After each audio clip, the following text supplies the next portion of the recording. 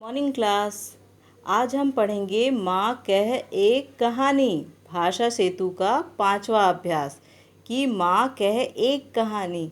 इसमें जो है लेखक ये बताना चाह रहे हैं, कवि ये बताना चाह रहे हैं कि एक छोटा सा बालक अपनी माँ से कह रहा है कि मुझे एक कहानी सुना दो। तो माँ क्या कहती है? आप लोग भी कहते हैं ना माँ से कि एक कहानी सुना दो, लेकिन नहीं, आजकल आप लोग माँ से नहीं कहते होगे, आजकल आप लोग गूगल से कहते होगे कि एक कहानी सुना दो, है ना। क्योंकि आजकल तो माँ से बोलते ही नहीं है कहानी सुनने। कुछ ही बच्चे हैं जो माँ से कहते हैं कि मुझे एक कहानी सुना दो। तो आज के इस पाठ में कवि ने लिखा है कि किस प्रकार से सिद्धार्थ जो है, सिद्धार्थ के जीवन के विषय में इस पंक्ति में बताया गया है कि इस कविता में भगवान गौतम बुद्ध के पुत्र राहुल और पत्नी यशोधरा दो पात्र हैं। तो इस पाठ में दो पात्र के विषय में बताया गया है, गौतम बुद्ध की पत्नी और उनके पुत्र के विषय में। बालक राहुल अपनी माता से कहानी सुनाने की जो बाल सुलभ हठ करता है और माँ बालक को उसी के पिता की कहानी सुनाती है। तो इस पाठ में जो बालक है राहुल, जो कि गौतम बुद्ध के पुत्र हैं, वो अपनी माता यानी गौतम बुद्ध की पत्नी जो है यशोधरा, उनसे एक कहानी सुनाने की जिद करते हैं। तो यशोधरा जो है वो अपने ही पति सिद्धार्थ की ही कहानी उन्हें सुनाती है। तो कहानी इस प्रकार होता है। माँ कह एक कहानी, बेटा समझ लिया क्या तूने मुझको अपनी नानी। तो जब सिद्धार्थ माँ से कहते हैं कि मुझे एक कहानी सुनाओ, तो सिद्धार्थ की माँ कहती है कि क्या तुमने मुझे अपनी नानी समझ रखा है कि मैं कहानी सुनाऊं। कहती है मुझसे यह चेटी, तू मेरी नानी की बेटी।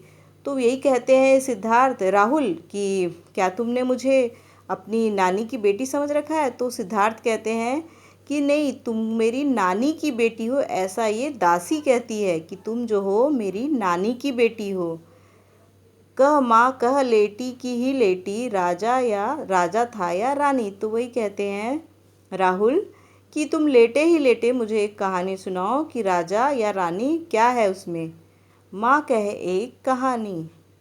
तो फिर उसकी माँ एक कहानी कहने लगती है, एक कहानी बताने लगती है राहुल को। सुन उपवन में बड़े सवेरे, तात भ्रमण करते थे तेरे। और जो उपवन होता है बगीचा, तो बहुत समय पहले की बात है, उपवन में बगीचे में बहुत सवेरे तुम्हारे जो पिता हैं वो वहाँ पर सैर करने गए, भ्रमण करने गए।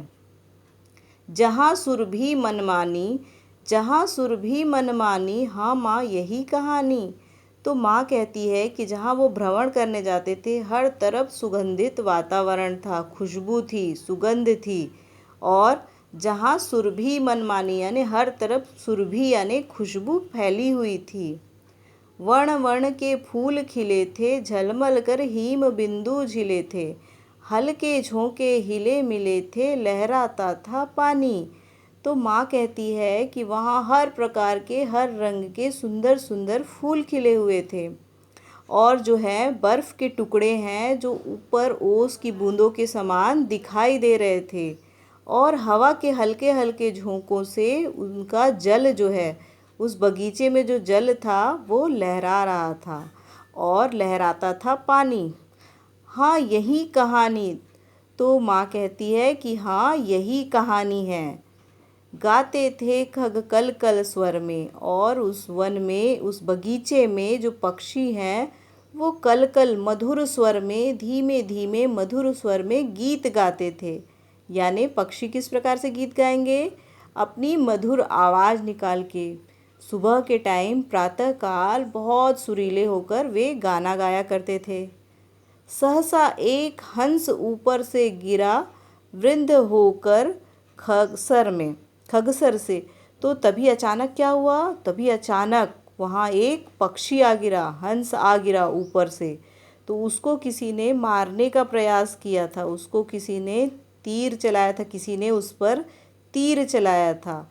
और वह बेचारा क्या हो गया था? उसके जो पंख थे वो नष्ट हो गए थे, पंख जो थे टूट गए थे। तो ऐसा हुआ। तो माँ कहती है कि किस प्रकार से एक स्वतंत्र सुंदर वातावरण में जब तुम्हारे पिता जो हैं भ्रमण कर रहे थे, वहाँ का वातावरण बहुत ही सुगंधित था।